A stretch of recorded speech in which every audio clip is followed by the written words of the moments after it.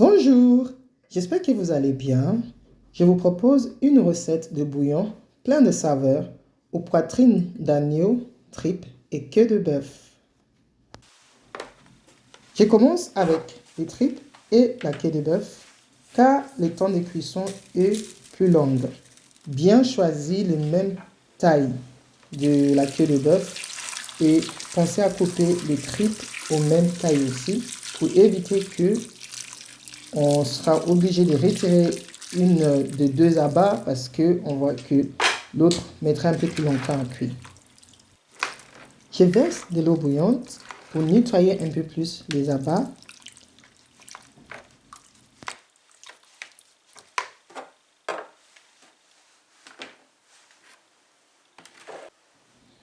J'ai ici quelques épices pour assaisonner les abats et je pense à réserver assez pour l'agneau aussi. Un bouillon avec des viandes fades, c'est pas top. Je mélange les épices ensemble avant d'assaisonner les abats et la viande pour que le goût soit homogène. Je vais démarrer la cuisson en feu doux pour que les épices restent dans les abats. J'ai mis du piment dans mes épices parce que j'aime bien quand le bouillon est bien pimenté.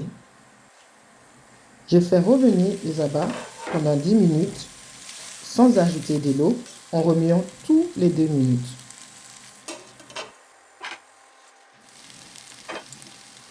Maintenant, je vais verser de l'eau bouillante pour continuer la cuisson dans la bonne température. Surtout pas rajouter de l'eau froide, ça va arrêter la cuisson et rendre nos viandes ou nos abats durs. Après 45 ou voire 1 heure, cela dépendra de la température ou du type de source de chaleur que vous allez utiliser pour cuire vos abats. Je vais rajouter la poitrine d'agneau que j'ai assaisonné avec les restes d'assaisonnement que j'ai réservé. Je remue bien et je laisserai mijoter encore 30 minutes à feu moyen afin d'éviter de devoir rajouter encore de l'eau.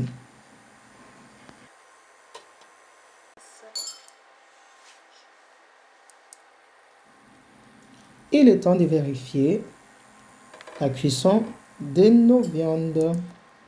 Ça sent très bon.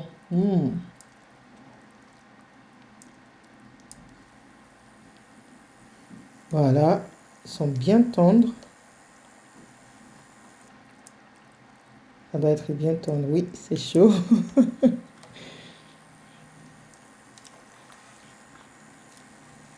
Après, n'hésitez pas à croquer un peu pour être sûr que ça soit cuit comme vous le souhaitez. Là, par exemple, on voit bien que la queue de bœuf a rétréci. Ça montre que elle est bien cuite.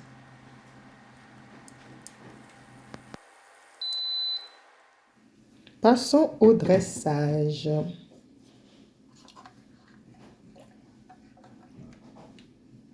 Ce bouillon est un plat convivial que vous pouvez très bien partager avec des amis, la famille ou juste fait pour vous-même. Ça se congèle bien en portions.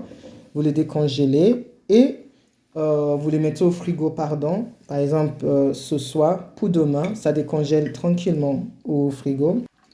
Et chauffer dans un petit casserole le lendemain ou plus tard dans la journée.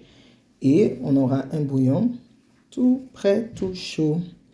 On donne un petit coup de propre car nos assiettes ou nos bols doivent être présentables d'abord. Ensuite, le goût. Voilà, je vais déguster. Merci pour vos likes, vos commentaires, vos abonnements et vos partages. À bientôt. Bye.